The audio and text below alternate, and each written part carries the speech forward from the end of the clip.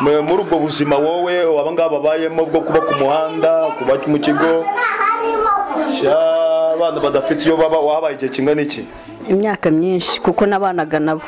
Wabanaga nabo nibwo buzima bwari ubwawe. None kugira ngo uvemo byagenze bite mama? Nabuvuyemo nyuma yo gutwika abana mu nzu ndi muri iyo gahunda. Ninde watwitse abana mu nzu? Njewe.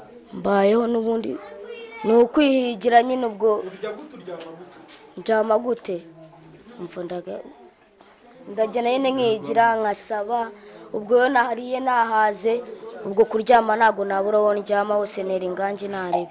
Abantu twebwe ducira abandi manza n'abajura n'abasambanyi n'abagome na byinshi, bamwe bakumva yuko mukwiriye no gupfa, ariko Imana idukunda turi abanyabyaha, namwe yabakunze muri abanyabyaha kandi bafitiye imbabazi, ibafitiye impuhwe, irashaka ko mubaho ndetse mukabaho neza. Bibiliya ijambo ry'Imana riravuga ngo umuntu wese uri muri Kristo Yesu abahindutse icyaremwe gishya, ibya kera babishize. Iyo wakiriye Kristo ntago wiganyira, aguha ubuzima bwuzuye umunezero, arabanza akaguha umunezero. Haleluya. Arabanza akaguha ibyishimo ukagira morale, nawe ukumva yuko uri uwo kubaho, ntabwo uri uwo gutabwa. Ariko maze kumenya ko Yesu uri umwami uruhura, maze kumenya ko utanga ubuzima, maze kumenya kugira neza, nanjye mvuye mu bibi byanjye, nje imbere yawe. Zaburi ya mbere. Murakoze cyane, Imana ibahe umugisha. Thank you so much and God bless you. Turabashuje mu izina rya Yesu. We greet you in the name of Jesus. Turabishimira Imana yuko turi ahangaha. We appreciate you because you are here. No kugira ngo twamamaze ubutumwa bwiza bwa Kristo. Is the way of proclaiming the word of God. Impamvu mubona turi ahangaha turi kumwe n'abantu benshi. The reason why we are here with many people. Murabona ni mu nzu, ni mu rugo. You see that it's a house, we are in the house, we are at home. Ni mu gikorwa cyo kubwiriza ubutumwa bwiza bwa Kristo. Is the action of proclaiming the word of God. Ariko dushingiye ku mirimo myiza. But focusing in the good things. Iki gikorwa ni gikorwa cyatangiriye mu ijuru. This action started in heaven. Gitangizwa n'Imana ubwayo. Started by God for his own. Ariko kugira ngo kigere ku bantu ikinshishamo. So that in order to pass to people, it pass through him. Kugira ngo ubutumwa bwiza bugere kuri bose. So that the word of God comes to everyone. Imana insanga yarambwiye ngo igihe kiraje kandi kirasohoye. When God found me somewhere, he told me that the time is here. This. Ubwo abantu batazaba bumva ubutumwa bwiza bw'amagambo gusa. The time people will not hear only the word of God in words only. Ahubwo bazaba bumva ubutumwa bwiza hifashishijwe imirimo. But by using the actions. Imana irambwira ngo abantu bababwiye amagambo menshi ariko ibikorwa birabura. God told me that they had many words but action was not there. Imana irambwira ngo abantu barahanuye, abantu barabwirije, abantu barigishije ariko ibikorwa birabura. God told me that many people prophesied, many people taught but action wasn't there. Niyo mpamvu abantu bavuye mu nzu y'Imana bajye kuba hanze y'inzu y'Imana. That's why people disappeared from the church and started to live outside. Imana impamagara impa iyi mission. When the God called me and gave me this mission, yarambwiye ngo garura abantu banje ku rufatiro. He told me to bring the people in the foundation. Ubereke yuko imbabazi zanjye zikiriho. And show them that my forgiveness is there. Ubereke ko ndi Imana ikigira neza. And told them that I'm God who do everything. Ubereke ko ndi Imana y'ibikorwa. And told them that I'm God of actions. Ubereke ko ndi Imana yihagije. And told them that I'm sufficient God. Imaze kubimbwira. After telling me this, irambwira ngo nintangize umuryango witwa Ambassadors of Christ Ministry. He told me to start to establish a ministry which called God's ministry. Ambassadors of Christ. Ambassadors of Christ ministry. Imaze kubimbwira impa n'ibyanditswe. After telling me that, he gave me the scriptures. Byerekana yuko ubutumwa bugomba kuvugururwa. Showing me that the word of God or the scriptures must be changed. Imaze kubimbwira yambwiye yuko nzajya mbwiriza abantu ubutumwa bwiza nkabaha n'ibifatika kugira ngo bakire ubutumwa. After telling me this, he told me that I have to give them what is needed and even by actions. Kuko Imana yarambwiraga ngo abantu babwirijwe ubutumwa ariko barataha barongera baraburara. But they told me that they were taught or they were getting scriptures, but when they reach home, they start to starve. Abantu barahanuriwe ariko baragenda babasohora mu nzu. People were prophesied, but after that they were chased away from their homes or Abantu shelters. barigishijwe ariko barataha barongera babura imyambaro. They were taught, but after reaching there, it started to lack of clothes. Imana irambwira ngo ngiye mbwiriza ubutumwa bugendanye n'imirimo. And he tell me that I have to start the word of God by actions. Imana imaze kubimbwira naribwiye ngo abababaye ni benshi sinabishobora. After telling me that, I told him that I cannot do it alone. Irambwira ngo izambera umuterankunga. And he told me that he's going to be my sponsor supporter. Nastangiye mbwiriza umuntu umwe. I started with one person.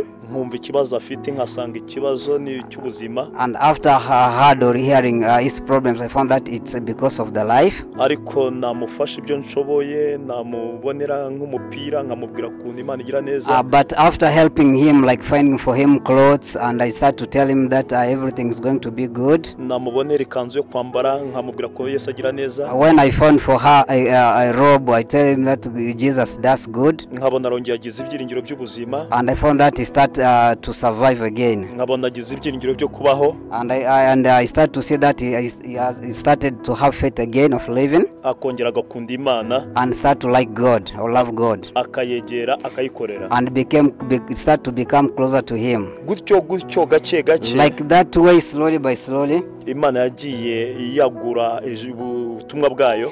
God started to expand his words. Kugeza aho nagiye mbona abandi bantu bamfasha bakanshyigikira kubwiriza ubutumwa bwiza. Up to the point when I got many people who start to help me to proclaim the word of Jesus. Kugeza ubwo njya nicaza abantu benshi nkabagaburira tugasangira nkababwiriza ubutumwa bwiza. Till to the extent where I started to receive many people, we shared, we sat together and do everything. Abana baba ku mihanda babuze ubuzima batiga. The street children who live their lives was just in the street, who don't go to studies or for education. Bakoresha ibiyobyabwenge. I use a lot of drugs. Abakobwa bafite ingeso mbi. The young girls who just their life was just to sell their bodies on the street. Ababyeyi n'abana babo bakora iby'ingeso mbi ku muhanda aribwo buzima bwabo bitunze. Their parents and their kids doing bad things in the street so that to get in the way of surviving. Harimo ubujura n'ubusambanyi n'ibindi. Including robberies and thefts and prostitutions. Bene abo nibo Imana yantumiyeho. Those kinds of people are those people who God told me to bring them. Nibo njya nicara nabo nsangira nabo nkababwiriza those are the people whom I share together with them and try to teach them so that they start to change their lives. Iyo bamaze guhinduka tubasubiza mu buzima mu miryango yabo. After being transformed, we return them to their families. Bakakira Yesu Kristo nk'umwami n'umukiza. And receive Jesus as their personal savior. Bakamenya imbabazi z'Imana. And know the forgiveness of Jesus. Abo nabo bakamfasha kubwiriza ubutumwa bwiza. And those help me to proclaim the word of God. Bakavamo abadamu beza n'abagabo beza n'abasore beza. And they become good mommies, good father. Bakabera umugisha isi ndetse n'imiryango yabo n'itorero muri rusange. And be blessing in church and people in general. Hallelujah. Hallelujah. Imana ibahe umugisha rero. God bless you. Niyo mpamvu turahanga kugira ngo dusangire nabo nanone kandi. That's why we are here together and share together with them and proclaim the word of Jesus. Imana impamagara. When God called me, byamaye ibyanditswe ngenderamo. I gave me the scriptures which I have to follow. Urwandiko rwa kabiri Pawulo yandikiye Abikorinto. A second scripture Paul written to Corinthians. Ibice 8 umurongo wa 20 no 21. Chapter 8 verse 21 to 28. Aravuga ngo kuko twirinda. It says that because we protect ourselves. Ngo hatagira umuntu utugaya. So that no people can try to abuse us. Kubwizo mpano nyinshi. For these many talents. Kubwizo mpano nyinshi. For these gifts which we brought outside. Dushaka gukora ibyiza. We like to do many good things. Uretse imbere y'umwami wacu gusa. Not because we are in front of our Jesus only. Ahubwo n'imbere y'abantu. Even before people. icyo ni icyanditswe Imana yangiye yampaye. That's the scripture which God gave it to me.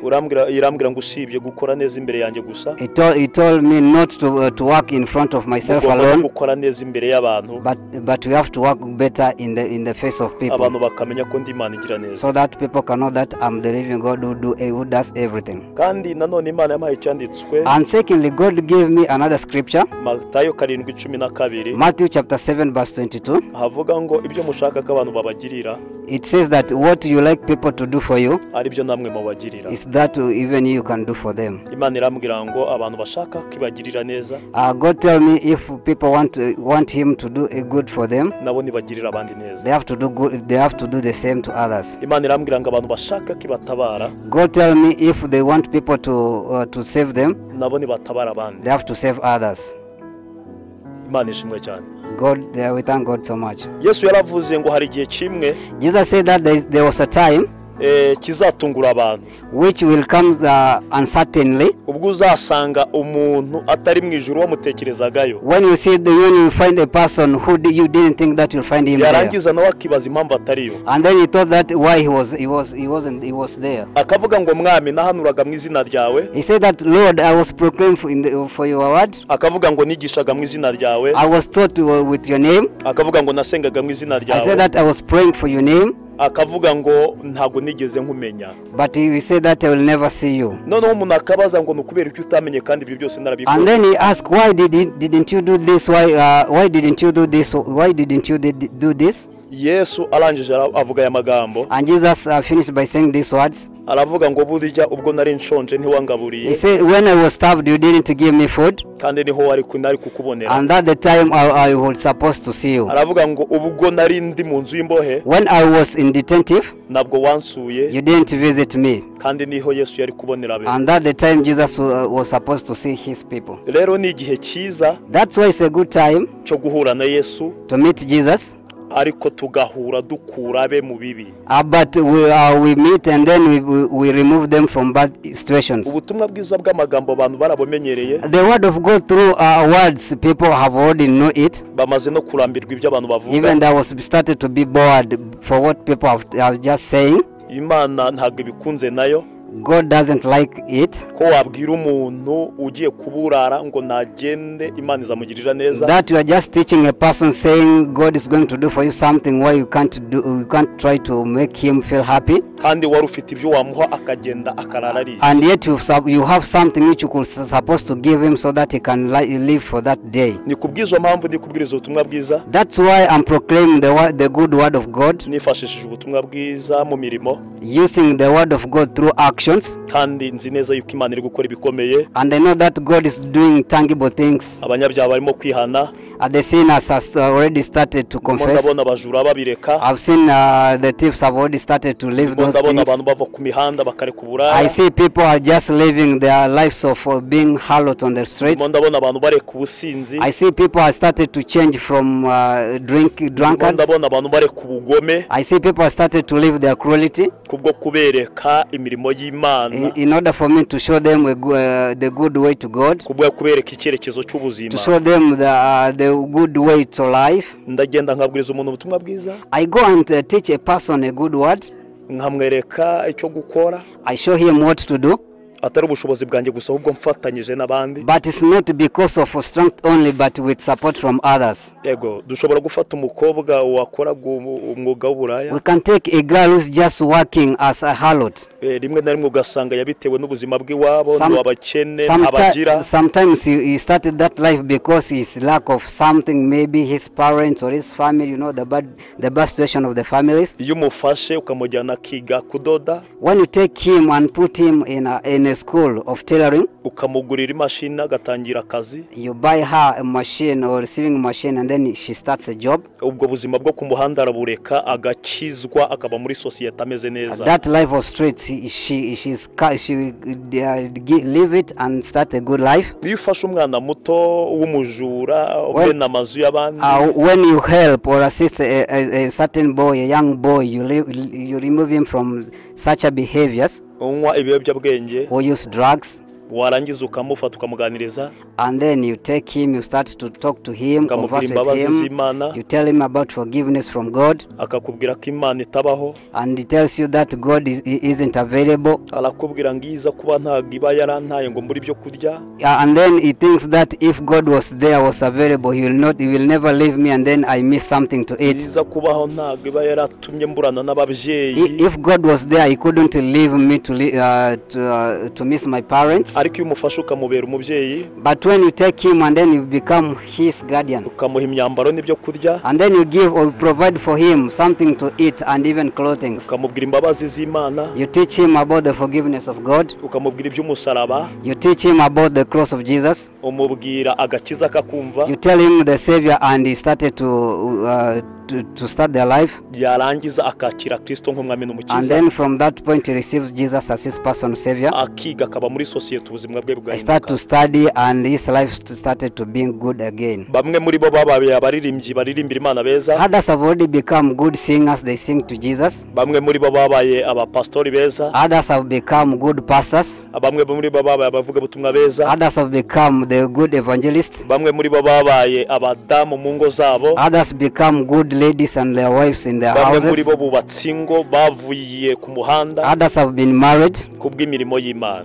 through the word of Jesus. Imana ibahe umugisha God bless you, kandi Imana ibagirire neza. and God be happy, God feel happy with you. Dufite umurimo ukomeye Yesu yadutumye, We have a tough word, we have a tough action which Jesus taught us to do, ariko kubw'imbaraga z'Imana, Imana iradushoboza, but because of the power of God no kubyo tutarabonera ubushobozi Imana izabikora. and what we can't afford, Jesus is there to support us. Turasitaragoringa muri byinshi, We are struggling in everything, ariko ku mpamvu z'ubutumwa bwiza. but for the word of God. Twemera gutanga ibyacu ku mpamvu z'ubutumwa We bwiza, have received, we have started to give out what we have, ariko Imana izatugirira neza. but we know that God will do something for us. Nawe ushaka gufatanya natwe Even you if you want to be with us, kugira ngo bene abo bave ku muhanda, so those people, we can try to remove them from this kugira ngo bad bareke situations, ibiyobyabwenge, to leave the drugs, kugira ngo basubire mu mashuri bige, to return back to the studies, kugira ngo bajye mu miryango bubake, so to create their own families, kugira ngo bakire Kristo nk'umwami so n'umukiza. as to receive Jesus as a personal Savior. Nawe wabana natwe ukadusapotinga, ukadutera inkunga. Even you can be with us, you can support us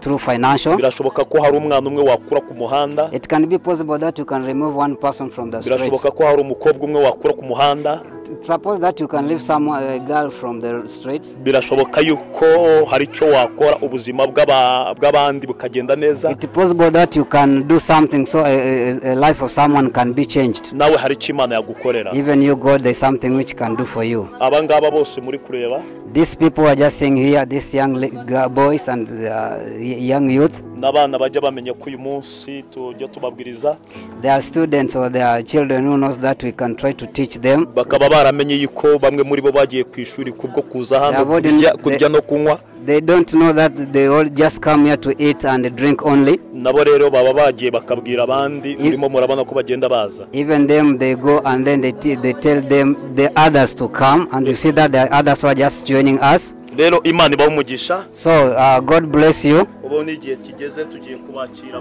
bafungure. You see, it's the time we are just going to receive them, and then they are going to have lunch, Begera ameza so that they can start to eat. tubabwiriza ubutumwa bwiza, After that, we are going to proclaim the word of God, bave ku muhanda, so that we can make them leave the situation which are just living on the streets, basubire mu ishuri, and they can return back to the studies, bareke kwiba, and they can live the bad life of bareke stealing, gukoresha ibiyobyabwenge, and they can stop the behaviors of using drugs, babere umugisha imiryango yabo, and they can be blessings to their families. babere itorero umugisha, They can be blessings to the church ndetse n'isi muri rusange. and even the world in general. Imana ibahe umugisha. God bless you. Niba ushaka gufatanya natwe, If you want to be with us, wakoresha iyo nimero you can use that number ukifatanya natwe and be with us kubwiriza ubutumwa bwiza. to proclaim the word of God. Ntabwo bisaba kuba uri umuvugabutumwa bisanzwe ku magambo uvuga, It doesn't matter if you can proclaim the word by the good words of God by words only. ntabwo bisaba kuba warasutsweho amavuta bakwita poso, It is not it can't focus that you've been anointed and you become a pastor. ntabwo bisaba kuba warasutsweho amavuta bakwita umushumba. It doesn't matter that you've been anointed and become a shepherd. ntabwo bisaba kuba warasutsweho amavuta witwa evangelist. It doesn't consider that you've been anointed and become an ntabwo evangelist. bisaba kuba warasutsweho amavuta witwa prophet. It doesn't matter that you've been anointed and you be called a prophet. bisaba kuba ufite umutima wo gukunda Imana. It's only the heart of loving God. You welcome. You're most welcome. Murakoze, Neza. bahaye ikaze. We have given you a welcome. mwifatanye na ACM. Come and join with us, ACM, ambassadors of Christ ministry. ambassadors of Christ ministries, kandi twese tuzahabwa umugisha. and all of us will be given blessings. tuzabona ineza y'Imana. We shall receive the good from God. tuzabona Imana itugirira neza. We shall see how God will do something good for us. ko Yesu abitaho. If you want God to be with you, namwe mwite ku bandi. even you can try to be with mu others. kwita ku bandi If you want, you can try to be with others. harimo ubutabazi. They are being helped. harimo uburengezi. They are being saved. harimo kubaho. There are many things like harimo gukira living. indwara. There are things of curing disease or healing kwita disease. ku batishoboye.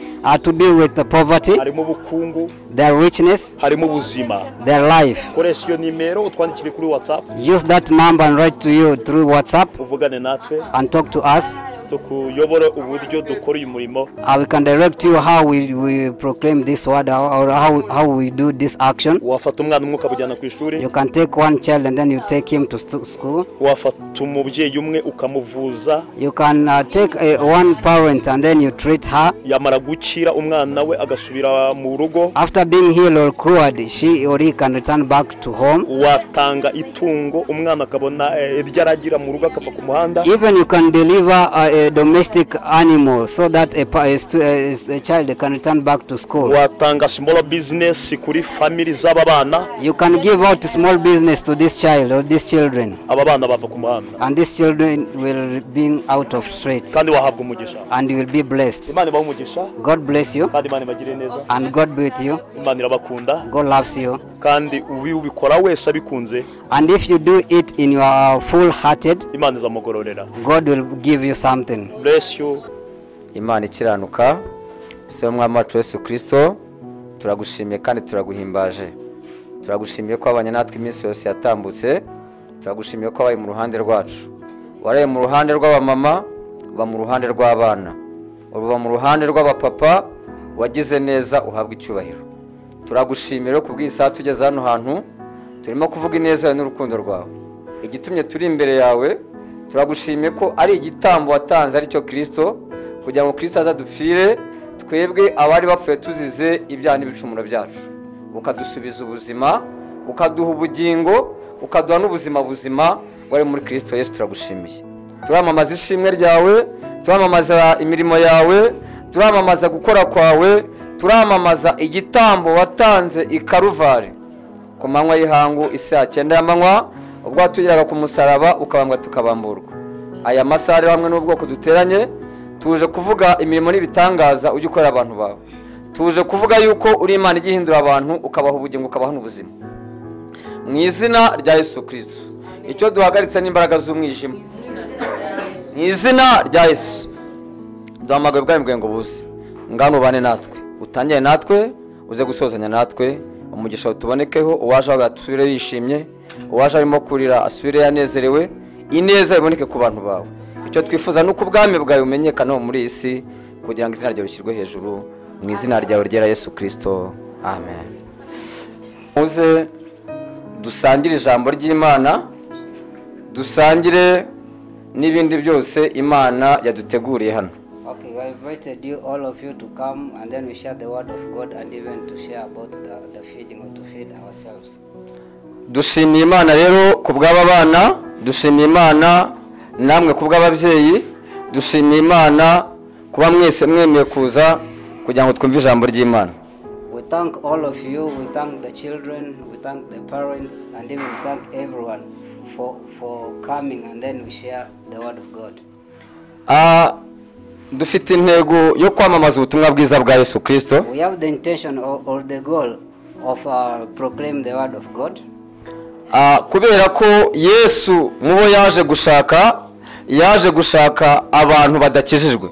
Because Jesus came to find or to search for those who have not yet been baptized or even who have not yet even achieved the word of God. icyazanye Yesu, umurimo wa Yesu wamuzanye byari ukugira ngo abohora abantu be. What brought Jesus in the world is just to proclaim or even to bring the shepherds, to bring those who didn't know the word of God to him. Kubw'ayo maraso ya Yesu Kristo rero turamushimiye kandi tumuhaye icyubahiro. For the blood of Jesus Christ, we thank him and even we glorify his name. Murasa neza, mumeze neza, Imana irabakunda, natwe turabakunda. Hallelujah. Look smart, you are very smart, and even all of us we love you. Hallelujah.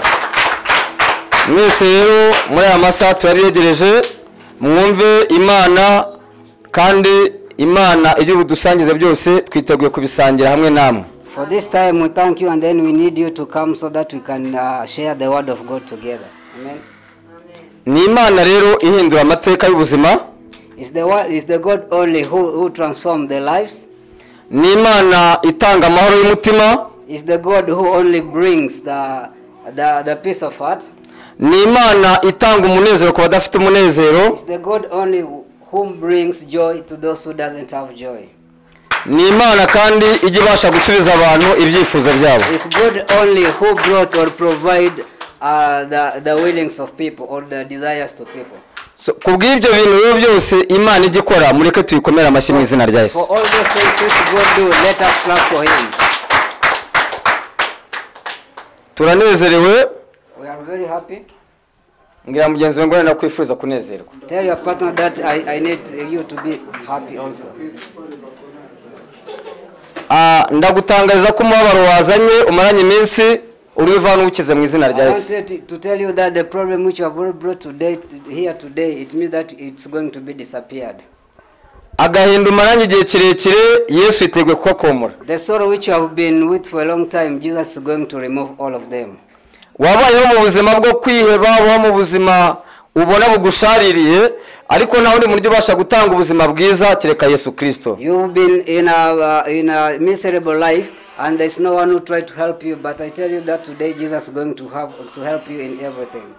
Natwe twahoze tumeze nkamwe. Even us who have been like you for the past. Twese twahoze turi abasinzi, turi abasambanyi, turi abajura, turi inkozi z'ibibi. We had to do all of those things. We have been sinned, we have been doing prostitute like all of you who are just here.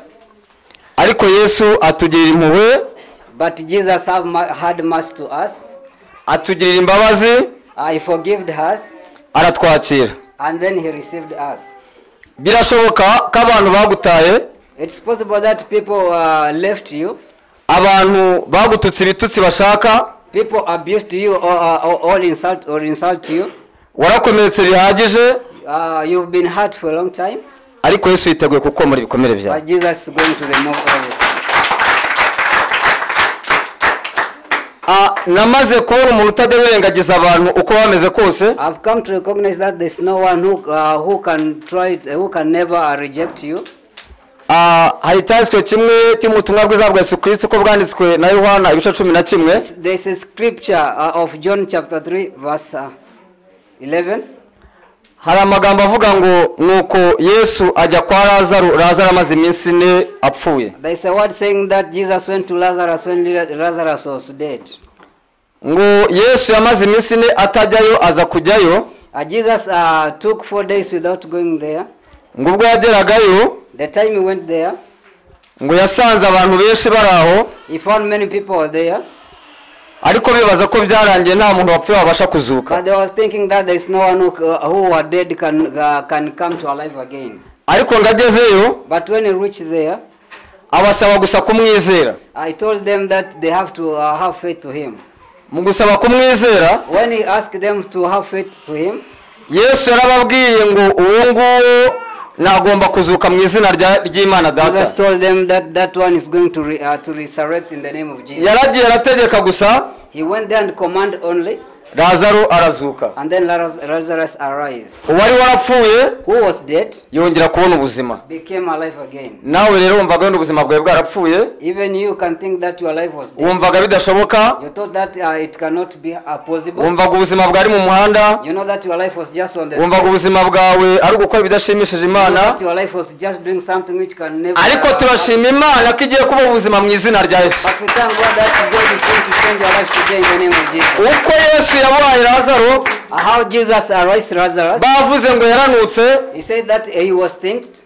baravuze ngo ntabwo yashobora kuvamo byarangiye. He said that he will never come back again. Ndagutangariza ko atiri ubundi buzima. But I proclaim that there is another new life. Ntabwo ubuzima bwawe burangiriye hano, Life doesn't end today, ahubwo dukomeje ubuzima. but we are still progressing in our life. Ubuzima muri Kristo Yesu. Life in Jesus Christ. Imana ibahe umugisha. God bless you. Reka rero twakire pasiteri Let us first receive our pastor kugira ngo tumuhe akanya so that we can give him time abaganiza ijambo ry'Imana. and Reka haguruka tumukomere amashyi mu izina rya Yesu. and talk to you about the word of God in the name of Jesus. Thank you so much and God bless you. reka dukomere Imana amashyi. Let us clap our God. Dushimiye Imana yabaduhaye, We thank God who gave you to us. dushimiye Imana koko ibakunda, We thank God that He loves you. dushimiye Imana ko ibitayeho, We thank God that He cares for you. dushimiye Imana ko yabimanye. We thank God that he keeps us living with you. Reka tuyikomere amashyi Let us nanone. clap for him.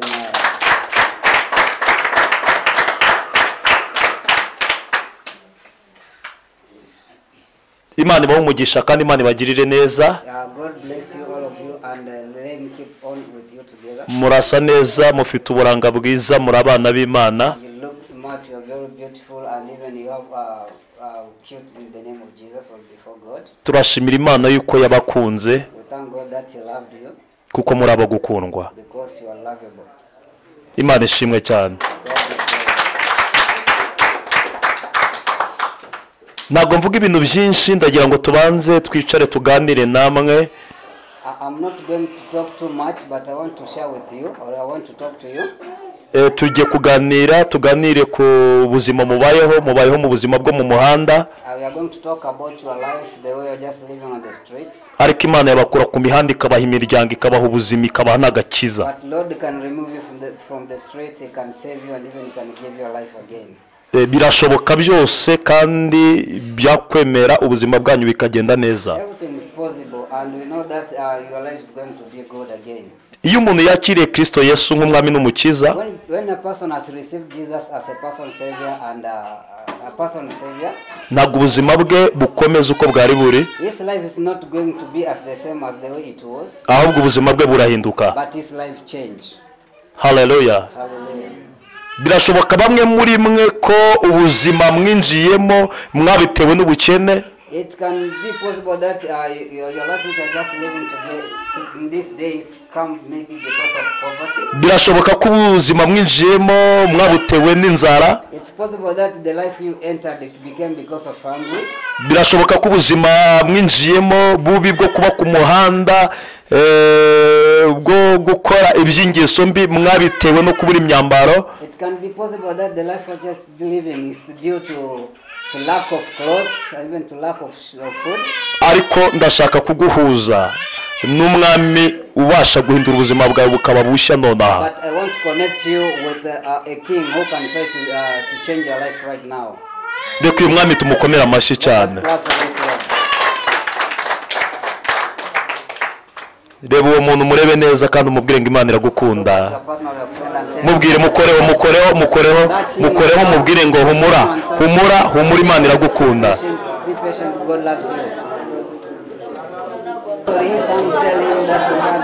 Kora kuba inyuma yawe no kuba inyuma yakoraho no kuba imbere yawe. Mubwire ngo humura Imana yagukura muri ubwo buzima. Mubwire ngo Imana yaguhindurira ubuzima. Yes, reka dukome amashyi cyane mu izina rya Yesu. Imana ibagirire neza. Bitewe nuko mufite ubuhamya bubi. Because you have a bad situation or I can say bad behaviors.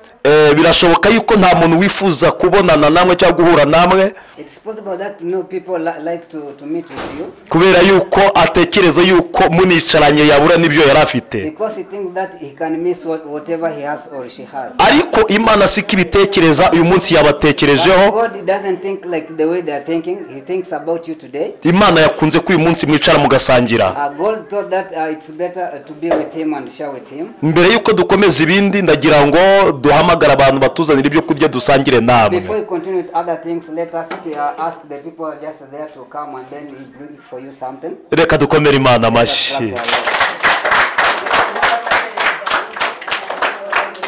Murakoze cyane, Imana ibahe umugisha. Reka bazane ibyo kurya turye maze twishimane dukomeze tuganire n'ijambo ry'Imana kandi uyu munsi ubuzima burahinduka mu izina rya Yesu.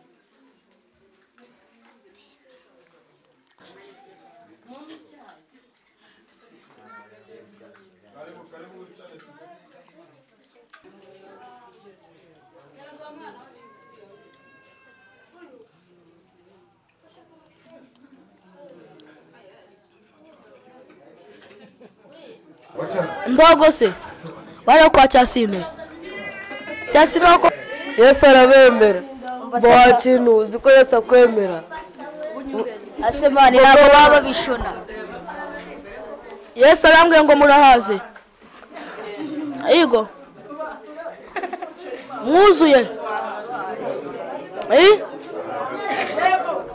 abadaze turabongera Yesu nikambwiye muri kubyumva. Allo umva se Yesu aravuze ati mwebwe nimba nkumva mudahaze uzamuka gakeya arabaho n'ibindi ubonye ndire ruguru hariyo n'ibindi kubera Imana abana se ndimo bamufata mani kubera Imana umuntu azaza nawe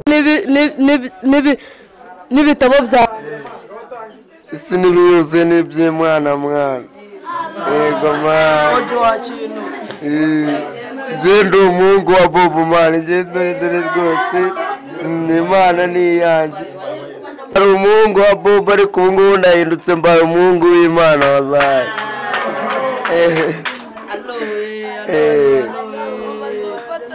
Sufata dore nabaye umuhungu wa Yesu rwose. Atore. Umvuta akakanya tuvugana Yesu arambwiye uti shumi yanjye hinduka uve mu bibi wakoraga. Hinduka uhindure n'abagenzi bawe. Niko bimeze. Yesu hindura n'abagenzi be. Yesu yishimira umuntu uhinduka agahindura n'abagenzi be. Yeti kano kana karabikoje mugahe icyayi kamwe kabikoje mugahe icyayi.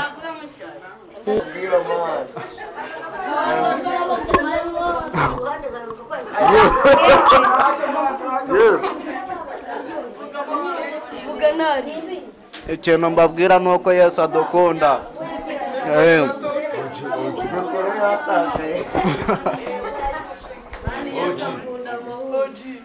Yesu aradukunda.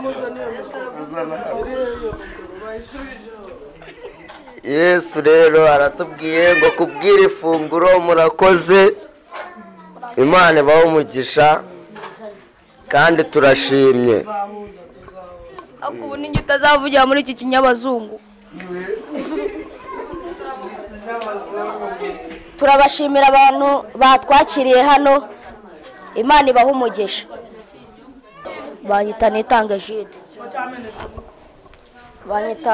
banyita Nitange Jide. natangiye kugira ngo mbe imbobo byahereye uko ababyeyi banjye bapfuye, nta mubyeyi n'umwe ngira. kuva bapfa nahise ndeka ishuri mpita nigira mu muhanda, mpita nangira kuba imbobo mba marine, nkajya nirwa mbungira mu muhanda nsabiriza. kereka mbonye nk'umuntu njyana ku ishuri nkabona uburyo bwo kwiga, cyangwa se umuntu wenda twabana nkajya nibera iwe niga, nkaba nk'umwana mu rugo nyine, namushimira.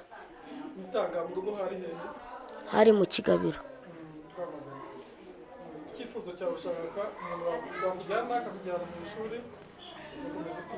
nkakomeza kwiga. icyo nabwira abana bo ku muhanda n'ubundi ni uko bavaho,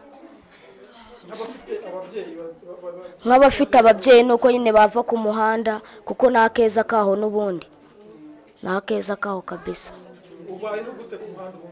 mbayeho n'ubundi ni ukwihigira nyine. ubwo ndyama gute? ndagenda nyine nkigira nkasaba, ubwo iyo nahariye nahaze, ubwo kuryama ntabwo nabura aho ndyama hose, nera ingangi narebe,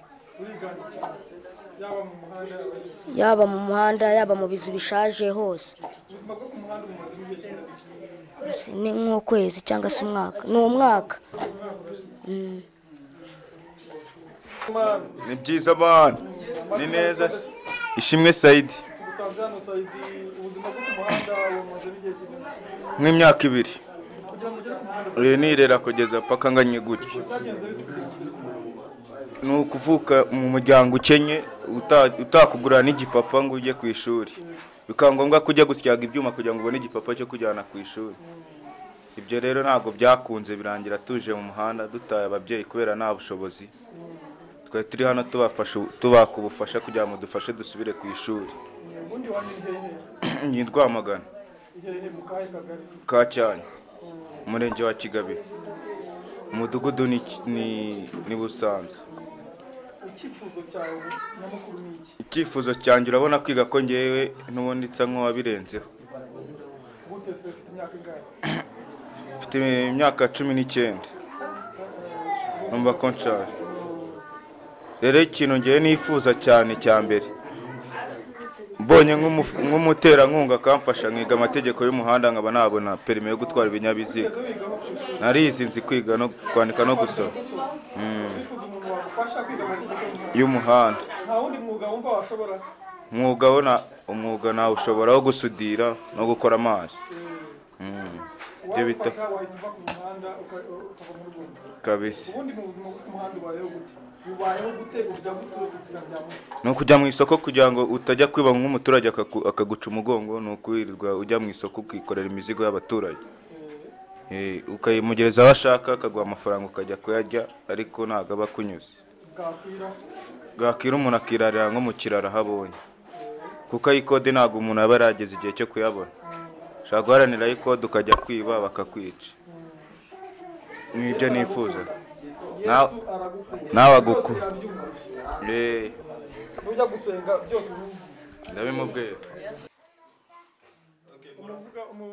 Murakoze cyane, Imana ibahe umugisha. kandi nanone dukomeje gushima Imana ku bwanyu, ku bw'imirimo ikomeye ikomeje gukora. tumaze gusangira, ni byiza kandi twese ndumva tunezerewe, sibyo? ibi ngibi rero ni ukubera Imana, ntabwo ari ukubera twebwe. reka tuyikomere amashyi. bayakugiriye neza. Haleluya. ari njyewe bayagiriye neza, nawe bayakugiriye neza, n'undi bayamugiriye neza. Murakoze cyane rero. Byagenze neza umusangiro? Umusangiro wagenze neza, twariye, twanyweye, twahaze, tumerewe neza. Reka twongere dukomere Imana amashyi. Katuganire ku ijambo ry'Imana gatoya, nkomeze nshimire. ko Imana ikomeje kubana natwe kandi ikomeze nshimira abantu bose bafatanya natwe. Ijambo ry'Imana dusanga mu butumwa bwiza bwa Yesu Kristo ko bwanditswe na Yohana ibice 3 umurongo wa 16 haravuga ngo kuko Imana yakunze abari mu isi cyane byatumye itanga umwana wayo w'ikinege kugira ngo umwizera wese atarimbuka ahubwo ahabwe ubugingo buhoraho. Kuri 17 haravuga ngo kuko Imana itatumye umwana wayo mu isi gucira abari mu isi hiteka ahubwo yabikoreye kugira ngo abari mu isi bakizwe nawe. Imana ishimwe cyane. Imana yakunze abari mu isi, ntabwo yabakunze ari abakiranutsi ahubwo yabakunze ari abanyabyaha. Imaze kubakunda yishimira ko bagomba kubaho ndetse bakabaho mu buzima bwiza. Ibasanga mu buzima bw'icyaha, ibasanga mu buzima bw'ibibazo, ibasanga mu buzima bw'intambara, ibasanga mu buzima budafite ibyiringiro. Imana irangije ntiyishimira ubuzima abana bayo babayo, iravuga ngo nkwiye gutanga ikinege cyanjye ariko kugira ngo bariya nabo bagire ibyiringiro, bariya nabo bagire ibyishimo, bariya nabo bagubwe neza. Imana ishimwe. Rero namwe Kristo yarapfuye kugira ngo mubeho. Abamama, haleluya, haleluya. Kristo yarapfuye kugira ngo mwebwe mubeho. Kristo yarabitangiye muri abanyabyaha, natwe yaratwitangiye turi abanyabyaha. Kristo abasha gukura umuntu mu buzima bubi bw'icyaha no mu buzima bubi bw'imibereho, akamubasha kumuha ubuzima buzima bwo gukiranuka n'ubuzima buzima mu buzima. Yego? Iyo wakiriye Yesu Kristo nk'umwami n'umukiza, abasha kuguha ubuzima bwuzuye, abasha kuguha umunezero, abasha gutuma wishima, abasha gutuma useka, abasha gutuma unezerwa. Abantu twebwe ducira abandi imanza, n'abajura, n'abasambanyi, n'abagome, na byinshi. Bamwe bakumva yuko mukwiriye no gupfa, ariko Imana idukunda turi abanyabyaha. Namwe yabakunze muri abanyabyaha kandi bafitiye imbabazi, ibafitiye impuhwe, irashaka ko mubaho ndetse mukabaho neza. Abo bana basohoka binjire bumva ijambo ry'Imana. Imana irashaka ko mubaho ndetse mukabaho neza. Yego? Mukomere mwihangane ba mama. Niwakira Yesu azakugirira neza. Birashoboka ko wagiye ku muhanda kubera kubura ibyo kurya, birashoboka ko wagiye ku muhanda kubera kubura imyambaro, birashoboka ko wagiye ku muhanda kubera ubukene n'ibindi. Ariko iyo wakiriye Kristo nk'umwami n'umukiza, abasha kuguha ubuzima kandi ubuzima bwiza bwuzuye. Haleluya, haleluya, haleluya. Imana ibagirire neza. Haracyari ibyiringiro rero ku bantu bakunda Imana cyangwa bakira Kristo nk'umwami n'umukiza. Haracyari ibyiringiro byo kubaho, haracyari ibyiringiro by'ubuzima. Mama, ntago ari igihe cyo gupfa, ni igihe cyo kubaho. Iyo wakiriye Kristo ubuzima burahinduka. Bibiliya ijambo ry'Imana iravuga ngo umuntu wese uri muri Kristo Yesu abahindutse icyaremwe gishya, ibya kera babishize. Iyo wakiriye Kristo ntago wiganyira, aguha ubuzima bwuzuye umunezero. Arabanza akaguha umunezero. Haleluya. Arabanza akaguha ibyishimo, ukagira morale, nawe ukumva yuko uri uwo kubaho, ntago uri uwo gutabwa. Ba mama, hari abantu bakunze Imana, hari abantu bumva babana n'Imana. Muri mwe hari abantu bamaze kuva twatangira kuganira, hari abantu bumva bakakira Yesu muri mwebwe. Muri mwebwe hari abakakira Yesu akababera umwami n'umukiza, akabayobora, akababeshaho, akabaha ubuzima burambye bwa none n'ubw'iteka ryose. Mwamaze kubona ko umwami agira neza, mwamaze kubona ko Yesu atabara. Abashobora kumwakira muri mwebwe muzamura amaboko yanyu. Wow, tubakomera amashyi, tubakomera amashyi cyane. Abantu bashakira kwakira Yesu, bashaka kwakira Yesu, mupfukame hano turebe. abashaka kwakira Yesu bakumva ko abashaka ko abahindurira ubuzima. Wow. Tubakomera amashyi, tubakomera amashyi, tubakomera amashyi, tubakomera amashyi. Pfukama neza uticaye ku mavi yawe, uticaye ku pfukama neza niba ushaka kwakira Yesu. Kuva twaganira ukamwake bwanyu. Yego. Mwakiriye Yesu kuko mwamaze kumenya kagira neza. Yego. Abakiriye Yesu ku bushake bazamura amaboko turebe. Bashaka ko abahindura ubuzima bakumva ku bushake bwabo. Wakomya amashyi ariko cyane ba. Amaboko hejuru twese dukomere Yesu amashyi. Wow. Imana ibahe umugisha. Tega ibiganza byawe gira gutya. Muzamura ibiganza hejuru. Zamura ibiganza hejuru birambure neza upfukamye neza, pfukama neza. Subiramo aya magambo uvuge ngo mwami Yesu. Nje imbere yawe. Ndi umunyabyaha. Nakoze bibi byinshi. Nagendeye mu byinshi bibi. Ntabwo natunganye. Nakoze iby'ingeso mbi. Nitwaye nabi. Navuze nabi. Nakoze nabi. Imirimo yanjye yabaye mibi.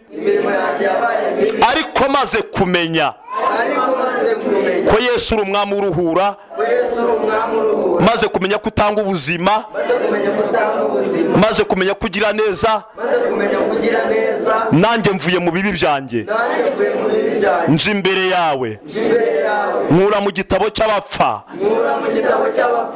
nshyira mu gitabo cy'ubugingo, mbicaremwe gishya. Uhereye none ahangaha abantu ntibazongere kunyishisha. Uhereye none ahangaha abantu ntibazongere kumpunga. Uhereye none ahangaha sinzongere kuba ikivume.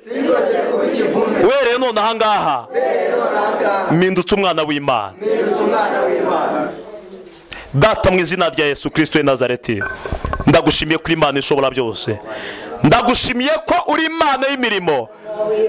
Bibiri ijambo ryawe riravuga ngo wasize 99 ujya gushaka imwe yari yarazimiye. Dore abangaba nabo ni imwe. Dore abangaba nabo ushaka. Dore abangaba nabo ukeneye ngo bahinduke.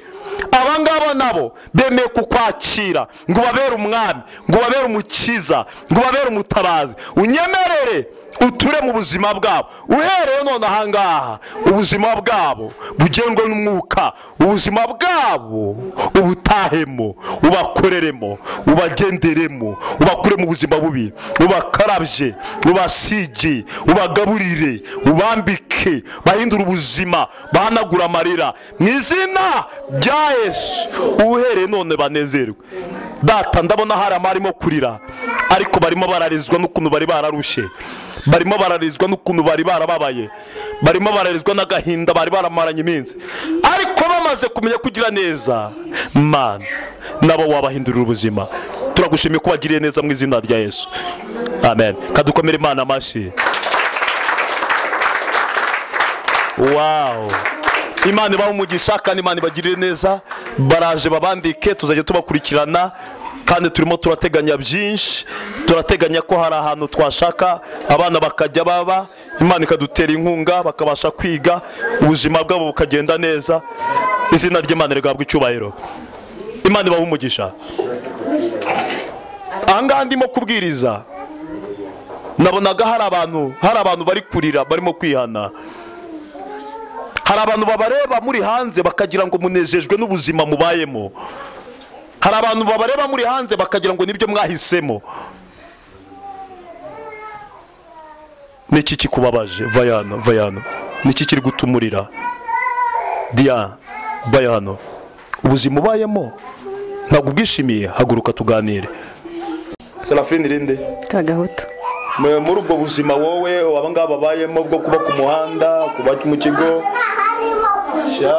abana badafite iyo baba, wahabaye igihe kingana iki? Imyaka myinshi kuko nabanaga nabo. Nibwo buzima bwari ubwawe. None kugira ngo uvemo byagenze bite mama?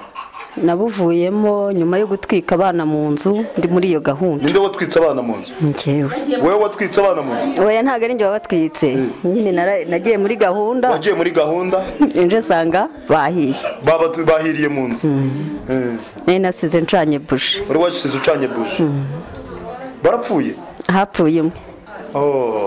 Shapore basi. Humura. Nyuma yaho biza kugenda bite? Nyuma yaho nabonye ubuzima bukarishye, mbona mbaye ikivume yuko natwikiye abana mu nzu. Ubu ikivume mu bantu cyane. Ndangije nubwo navuze ni Mana, mfasha mve muri ubu buzima. Nubwo twahuraga unyigisha. Wowe nande? Nawe. Ndanje Pasiteri. Nubwo yanyigishaga nyine ijambo ry'Imana, nyuma yo kunyigisha ubu murambona mwese konsa neza wagira ngo ntaha mu gipangu. Kumenya Yesu rero.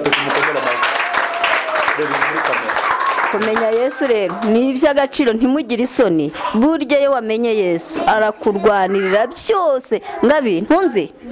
Ubu safari yankubise amaso arabebera kamera atyo, ariko naba mfite icyo murushije ndamugurira.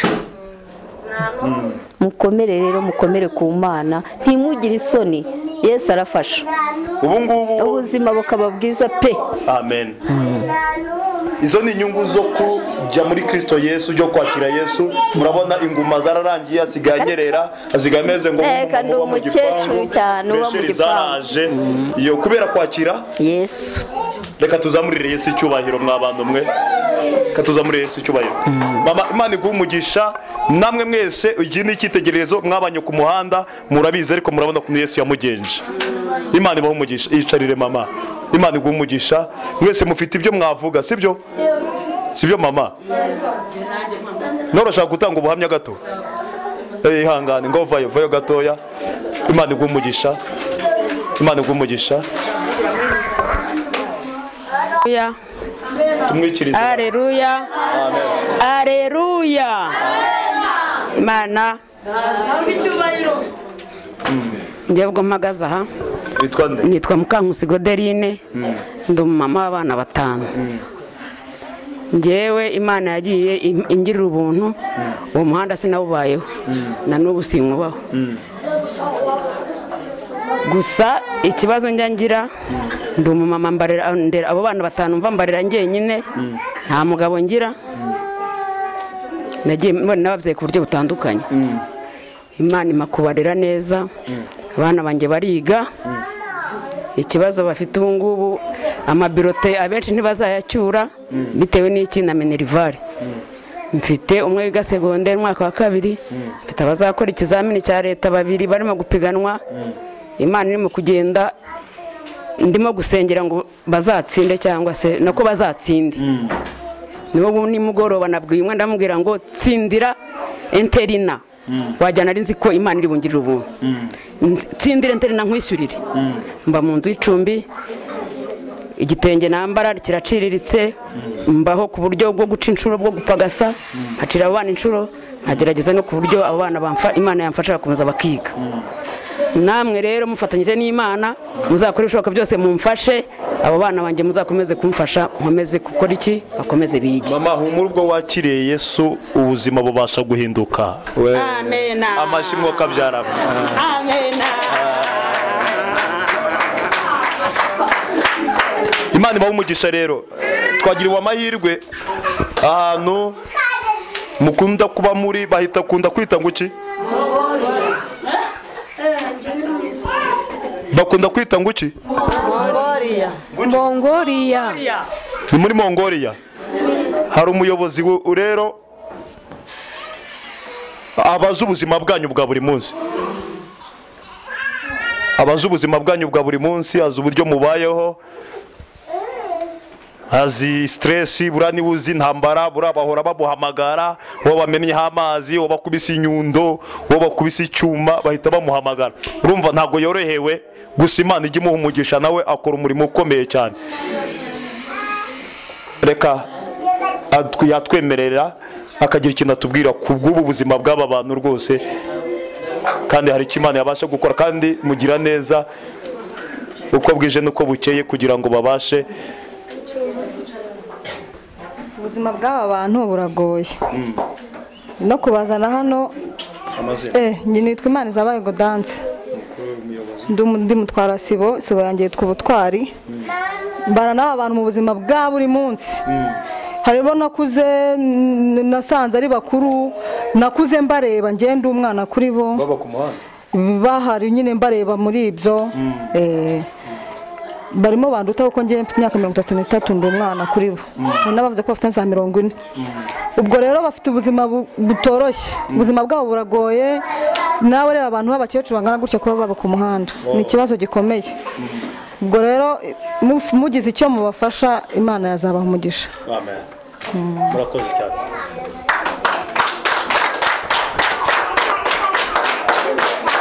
Igikorwa gikomeye kibasha guhindura ubuzima ni ukwakira Yesu, kandi isi tubonanye rimwe, twarabonanye turabonana, none twari turimo gusangira, kandi inshuro twabonanye zatumye ngo mufata ibyemezo byo kwakira Yesu. Ubwo mwakiriye Yesu rero ubuzima bwanyu bubasha kugira gute? Guhinduka. Yego, ubuzima bwanyu bubasha kugenda neza. Nimuhumure ba mama, ubuzima bwanyu buzagenda neza ubwo mwakiriye Yesu Kristo umwami n'umukiza. Imana ibahe umugisha. Ndaje mbasengere, ariko reka nze mbanze mbere cy'abayobozi dukorana, nimuzajya muhura mu nzira n'abantu dukorana muri uyu murimo, n'abantu bantera inkunga kugira ngo ibyo byo kurya bibashe kuboneka. Nibo baza bakabiteka, nibo babitegura, baragenda bakabizana hirya no hino. Umuntu tubwiye ngo twamugeraho akaduha umuceri, turagenda tukawuzana, tukawuteka, tukabahamagara, tukaganira, twiga ijambo ry'Imana, tugashaka ukuntu ubuzima bwahinduka. Rero Imana ibahe umugisha. Reka nirenganya Jean Baptiste aze hano, ayoboye timu ituma ibi byose tubigeraho. Reka tumukomera amashyi cyane. N'abandi bose, mama Megan yigire hano, Valentina n'abandi bose bari hariya bigire hano, dufatanya bigire hano, mwese muze hano. Mbasabira umugisha, murakora kandi mugira neza. Batera intambwe bigire hano, mucunguze uburyo umwete. Rachel, mwese mutebuke mu izina rya Yesu. Imana ibahe umugisha.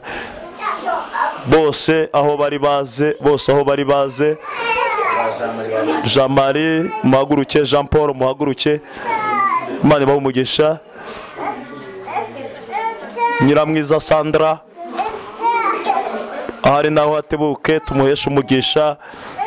Kandi n'umuntu wese udukurikiranye ari umukozi w'Imana, umuhesha w'umugisha, amfashe duheshe umugisha aba bantu.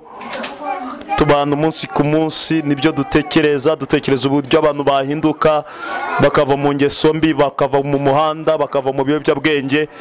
Imana ibahe umugisha. Uyu mugabo rero ahagarariye iyi timu, afite ibintu yavuga, baravunika, batanga amafaranga yabo, batanga ubutunzi bwabo, bafata igihe kinini cyo gusenga kugira ngo Imana idushyigikire, abantu babashe kuva ku muhanda. Ariko tugenda tubona neza y'Imana, bagenda bavayo, kandi Imana igenda ibikora. Ntabwo ari mwebwe mwenyine, hari abantu benshi bagiye bahura na Yesu, ubuzima burahinduka. Reba uyu musore kundi ari mwiza, murimo muramureba? Mwamurebye? Yari afite mu rugo, ariko niyo habaga yaragendaga ni imigeri n'ingumi gusa, nuko iyo ngiyo anywa itaba, anywa utuntu twose twatundi twose. Ariko byagenze gutya, ava muri ubwo buzima ahinduka icyaremwe gishya, ubu ameze neza. Murimo muramureba, reka tumukomere amashyi cyane, reka tumukomere amashyi cyane.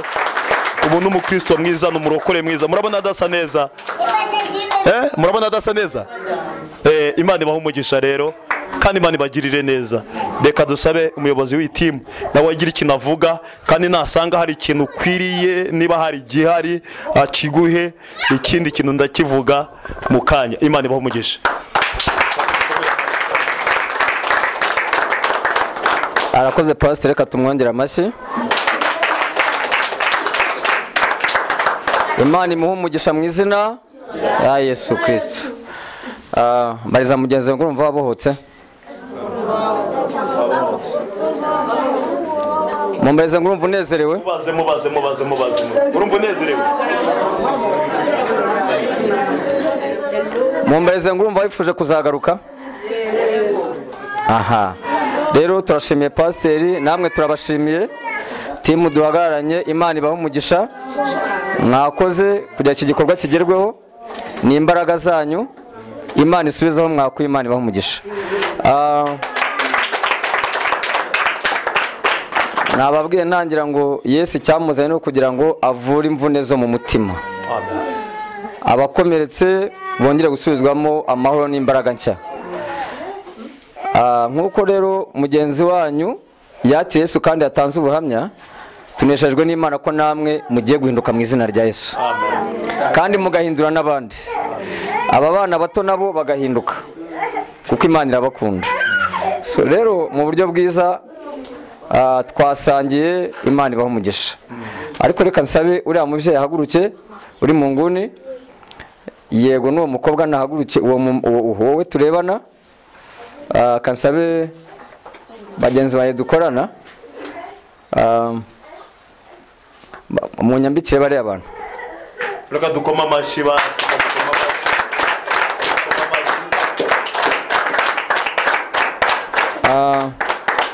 Reka dusabe abo bana babiri nabo bahaguruke. Kabazane uriya mwana w'umunyeshuri cyane, uriya ni umunyeshuri. Mu buzima bukugoye, mu myaka umaze, ugende wambare Yesu akugire neza. Amashyi cyane mufasha.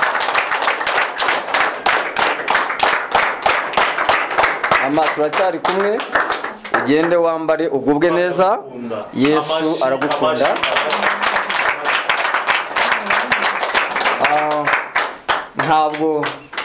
Ntabwo twese twabasha kugira ngo tubambike, ariko bamwe muri mwe, yego no mu kanya ashobora kuba ari wowe, ni ukugira ngo tuberekeye ko tubakunda.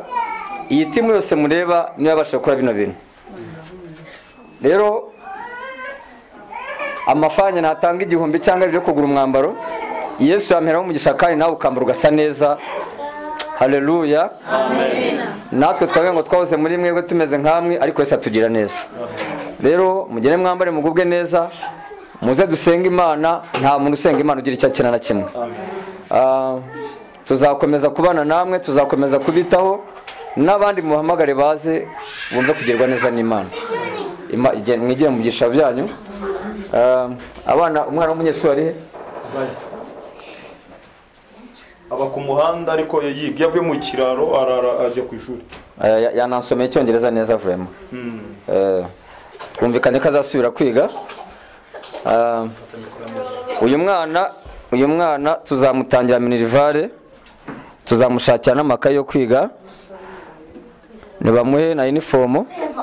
Nta kibazo n'abatwaye ishati, ipantaro zazayitori, ikabutura. Ugama gatandatu. Ikizamini byararangiye ibyo bya uniform.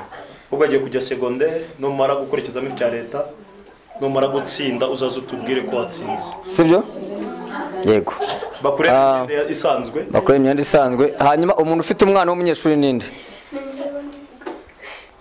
Bayibahereze iy'umukobwa.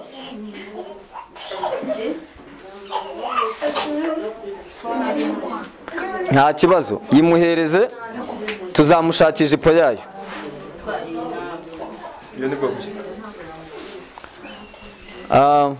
Munzanire y'abana hano.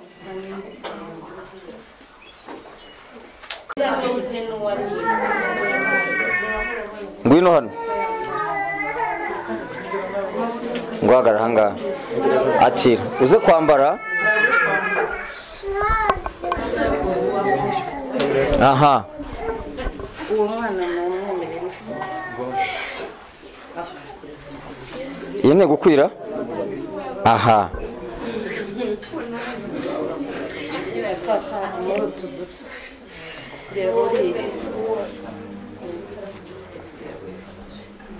Tuzabashakira n'udupira twatwo ubutaha.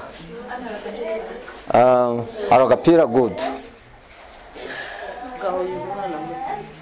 Umwana akira n'agapira. Ako ne kazabikanza. Hanyuma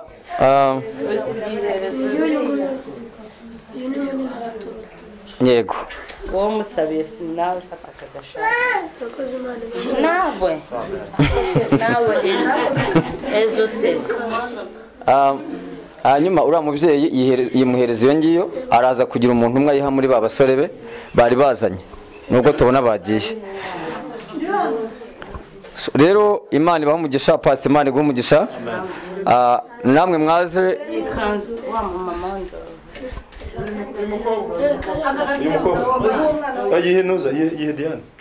good agapira k'umwana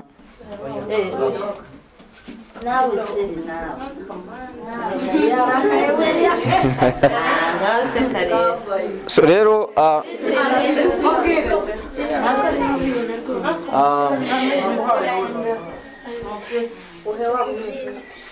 akira umunyeshuri koko ako nako mama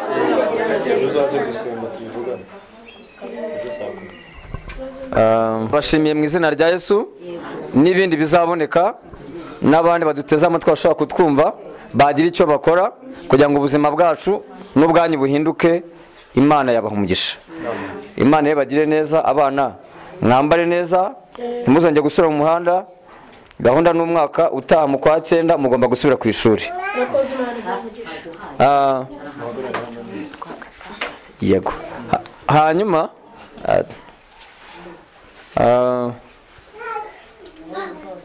reka banzane n'isabune tubahe, ukarabe use neza.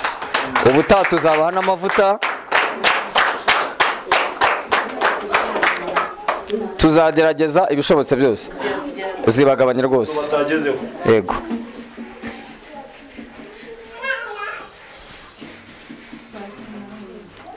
Hari ababyeyi, hari abagabo biyemeje gukorera Imana batanga ubutunzi bwabo.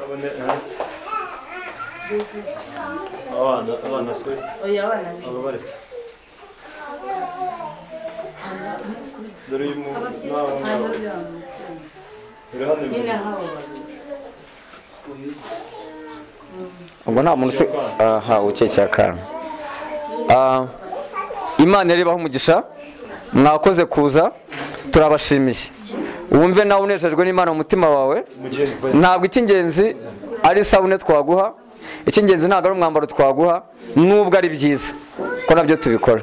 Icy'ingenzi no kwakira Yesu akaguhindura ubuzima, akica iryo ruba ry'ibyaha ntiryongeye kugusubiramo. Uwanywaga inzoga ntiyongeye kuyinywa, uwasambaga ntiyongeye gusambana, uwibaga ntiyongere kwiba, uwakoraga nawe ntiyongeye gukorana bagakora neza. Imana ikamugira neza, ikamuha ubugingo, ikazamuha nijoro. Murakoze rero, turabashimiye. Ni karibu hano dusenga ku wa mbere guhera saa 7 kugera saa 12, dusenga ku wa gatatu guhera saa 10 kugera saa 12, dusenga ku wa gatanu guhera saa 7 kugera saa 12, no ku cyumweru guhera saa 10. Rero aho hantu hose mujye muza dusenge, mwumve kugerwa neza n'Imana n'ibindi byose. Imana ndagira ngo mbamenyeshe ko uzagerageza akaza gaterana azabona neza y'Imana. Uzagerageza kuza ejo azabona neza y'Imana. Kandi turabashimiye, murasa neza, mumeze neza, murabe igikundiro. Imana ibaha umugisha. Arabasize abana rero mu rugo, ubu ubona hari uwo yakwira nama. Uwo mumama nabafashe ende arambare n'umukobwa nini bazayigabanya, bazayigabanya.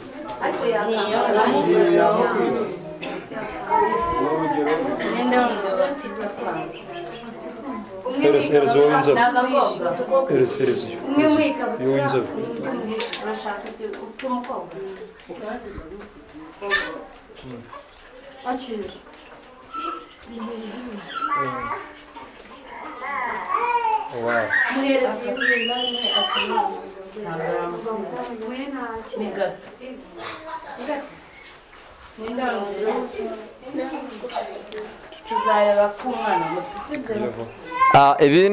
ibindi tuzakomeza, mujye muza dusenge, mubwo abandi baze dusenge. ibindi nabyo muzayibona kubera Imana ibaha umugisha. Amen.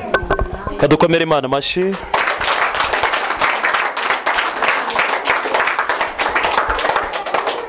Bavandimwe inshuti z'umusaraba, bavandimwe dukorana mu buzima bwa buri munsi uyu murimo w'ivugabutumwa, ndabashimiye cyane mbikuye ku mutima. Ubu mwemera gutanga umwanya wanyu, mukemera gutanga ubutunzi bwanyu, mukemera gutanga ubushobozi bwanyu, ariko kugira ngo ubutumwa bwiza bubashe kugera ku bantu bose. Mutuze turaba tubikomeza. Imana ibahe umugisha. Ndabashimiye cyane kubw'amafaranga yanyu mutanga, kubw'ibyo kurya byanyu mutanga, kubw'umwanya wanyu mutanga. Ndabashimiye. Imana ibahe umugisha mu izina rya Yesu.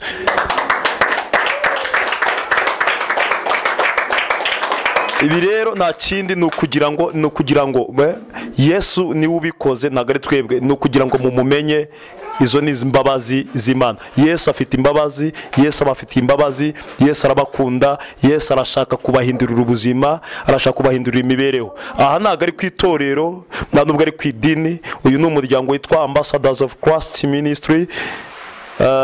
Ntabwo ushingiye ku itorero cyangwa idini iryo ari ryo ryose, ahubwo turakubwiriza wamara kwakira Yesu nk'umwami n'umukiza, ugahitamo itorero ryiza wumva ushaka rigukwiriye, ukaba ariho ujya uteranira, ukajya urusengera, ukava mu byo wibwira, ukakira umwami. Imana ibahe umugisha. Reka twese dusenga n'Imana, kandi Imana irabaha umugisha. Reka muhaguruke dusenga Imana.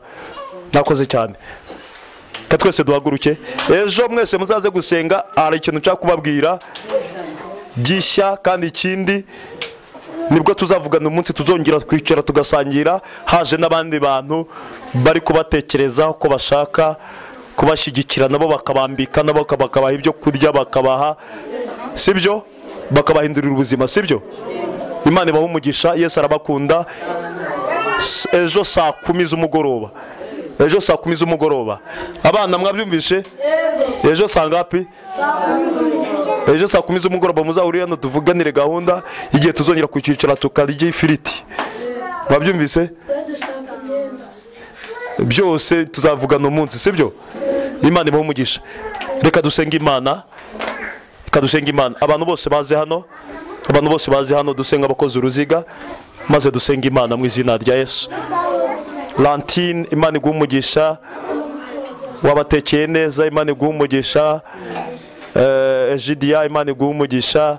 Nyiramwiza, Imana iguhe umugisha. Lecho, Imana iguhe umugisha. Pasi, mwese Imana ibahe umugisha mu izina rya Yesu. Kandi mwakoze umurimo ukomeye, mwakoze umurimo w'ubwitange. Bibiliya iravuga ngo umuhate wanyu ntabwo ari ubusa ku mwami. Nimuhumure, nimutagwa isari muzasarura. Bibiliya ijambo ry'Imana iravuga mu Baroma 8:28, aravuga ngo tuzi neza yuko kubakunda Imana byose bifatanyiriza hamwe kutuzanira ibyiza. Imana ibahe umugisha. Tega ibiganza byawe dusenga Imana. Zamura amaboko yawe hejuru, twese tuzamura amaboko. Yazamure gutya, zamura amaboko yawe. Haleluya! Zaburi ya mbere.